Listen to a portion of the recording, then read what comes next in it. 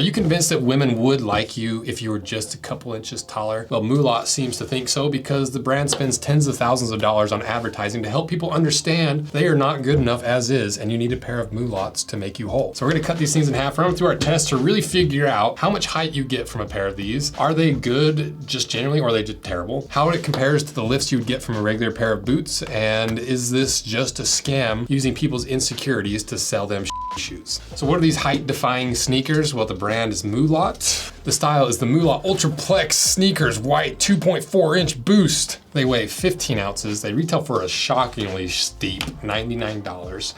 And they're made in, it doesn't say anywhere. It doesn't say on the box, it doesn't say on the shoes, it doesn't say a single spot in here where these are manufactured. But I'm willing to bet that they come from China. So how do they actually position this on their website? Well, the website says, designed in Ireland and worn around the world. Want to maximize your dating success and get the respect you deserve at work and around other men? That's where the Mulat Ultraplex sneakers come in a society where being a short man is seen as a mocking opportunity. You can't win, but you can change the rules. And when you change the rules, Mulat Ultraplex sneakers equipped with the 6 centimeters of game-changing height boost, taller, more confident, more attractive, 100% hidden design so nobody would ever know. Girls wear high heels, so why wouldn't you wear Mulat shoes?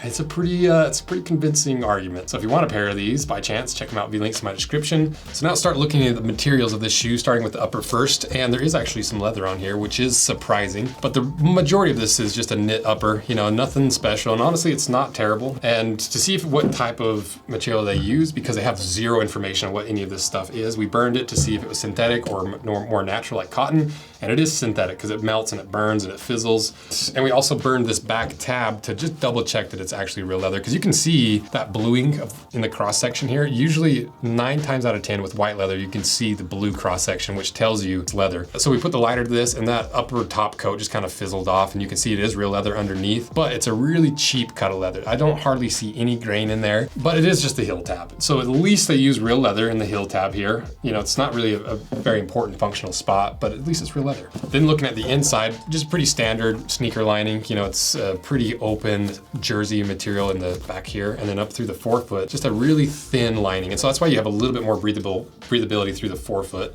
And other than that, just pretty basic. But where the magic really starts to show is in the insole. Look at this. You ever seen 2.4 inches of foam in the heel? You have actually, because let me grab a shoe.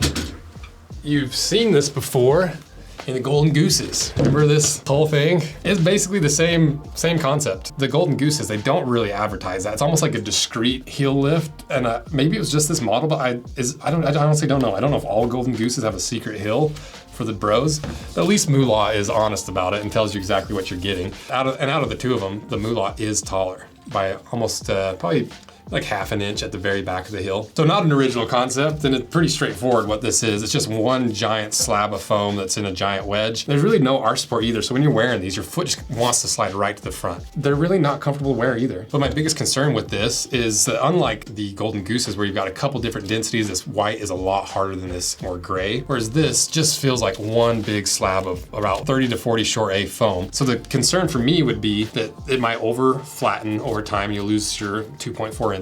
But more importantly, if you start really wearing these and your heels start sliding off the side and you start compressing this too much, you could legitimately roll your ankle really easily in these. And because you're lifted up so high, it could hurt you. Is that the biggest concern with this? Not really. But I don't think that's all the lift, because when I take this out, first of all, really cheap and not sewn together Strobel stitch, and the little Strobel material down there seems to be it's like a rubberized fabric. And so to me, it kind of seems like they just took random fabric, like, oh yeah, that's on sale, let's just make that the lasting material. Because they clearly don't care enough to prevent it from bunching up or from the Strobel stitch missing half the lining in the heel. And if I just feel in there, it feels like there's some extra height in there, and I don't even have to cut it in half. I can feel the columns in this. So it's clearly a columned outsole with a little extra height in the heel. And through the forefoot, it doesn't really feel very thick. I'm pretty sure that's how the outsole's structured. It's a 57 to 60 short A. It feels like a cheap rubber. Like it has that like cheap flaky feel you feel from like Walmart shoes that just doesn't last very long. And I just appreciate the fake little window here that's, you know, clearly like a Nike air unit window that they're just like, hey, throw that in there.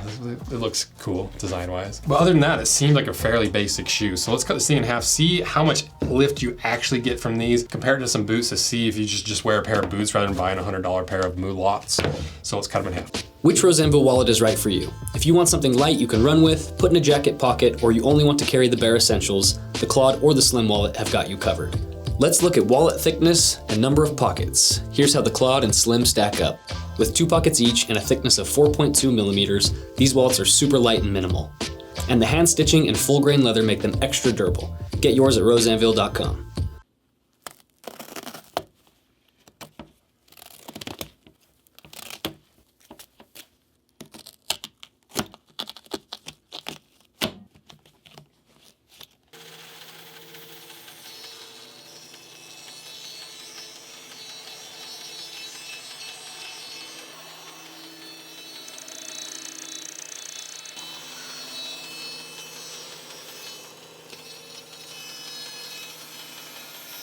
Okay, we got them cut in half, and it's time to figure out if you can actually get those extra 2 inches that you and your lady have been needing desperately from a pair of Mulats. If you're not subscribed, consider doing it, because it's fun being able to actually, because there's so many of these products. There's like all over TikTok, they're all over Instagram, there are tens of thousands of dollars going into paid ads, and they really fool a lot of people. And so I appreciate your guys' support with this, because it's just fun, like busting all this BS. If it's BS, we'll see. There's still a little hope for this shoe. So now let's see what's inside.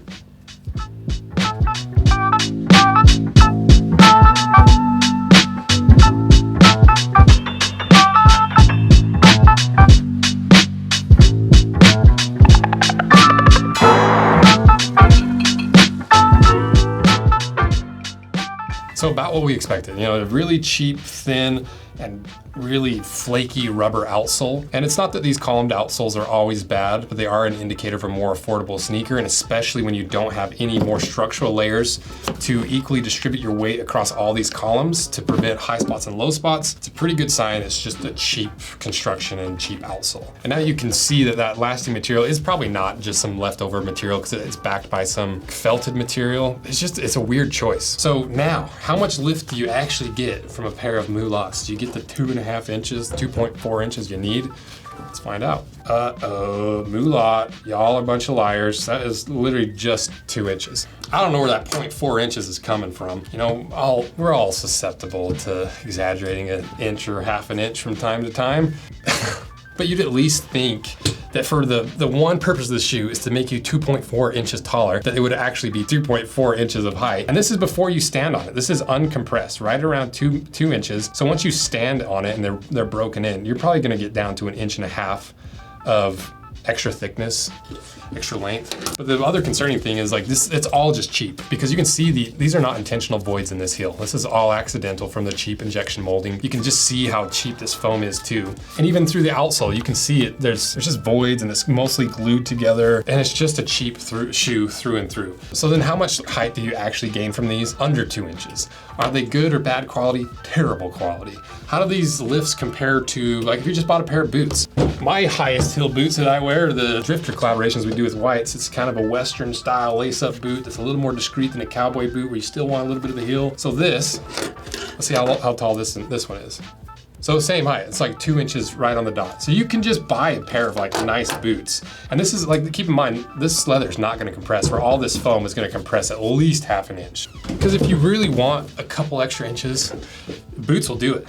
But let's just measure these. So you got your classic Iron Rangers, which are a pretty low heel for boots. These are about, just under 1.5 inches. So even just a standard boot's gonna be give you about as much height as a pair of Mulats once you've worn them for 3 times. Red Wings Mock Toe, same, just under 1.5 inches. Thorough Goods, some of the most comfortable heritage style like work boots. These are 1 3/4 inches.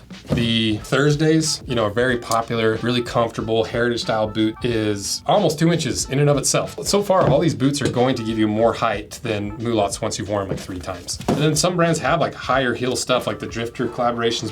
Also that Drifter collaboration relaunches in October with the blood core leather. So just a side note, but this higher heel Thursday is the same as the drifters. It's about 2 inches. So if you really want to maximize your dating success, gain the respect that you deserve at work from around the other men, and you want some footwear that makes you taller, more confident, more attractive, and 100% hidden design so nobody will ever know, just buy a pair of boots. It's just as simple as that. Like, all boots are gonna give you a little extra heel. They're actually functional. You can work in them. They actually make you look manly instead of like you bought a pair of knockoff Yeezys. You get value out of them. Instead of a $200 sneaker that's gonna wear out in like a month, these last forever, and they're made to be resoldable. And boots are functional. You can work in them, you can be casual in them, you can hike in them. Way more functional than this disaster. So then finally, is Mulat just a scam using people's insecurities to sell them a terrible shoe? It is. That's exactly what it is. Through and through, this is totally a scam to try to like hit the little pain points on people. And this kind of marketing is just the grossest kind of marketing. So there's like 2 types of marketing. There's negative marketing and positive marketing. Negative marketing really hits those pain points that make people feel more insecure, makes them point out their flaws and give them complexes and use that to monetize, versus positive marketing is trying to reinforce positive things in people, trying to hit the like buy better, buy stuff that lasts, buy sustainable, buy these things to improve your life, not to fixate on these negative things that you maybe didn't even have until you watched an ad like, wait, I'm short. Should I be concerned about this? Do I need to be 2 inches taller? It's the grossest kind of marketing. And so calling these guys out for their BS is one of my favorite things to do. So don't buy these. Don't buy lift shoes. Buy a pair of boots. Mulat, you're gross and you should be embarrassed, and you should stop doing this and preying on people's insecurities to make yourselves more money. And let me know what other social media marketing products you want us to cut in half, because there's plenty of them out there that are claiming some real solid BS, and I love calling out on their BS. So thank you guys. See ya. And boots. Yum.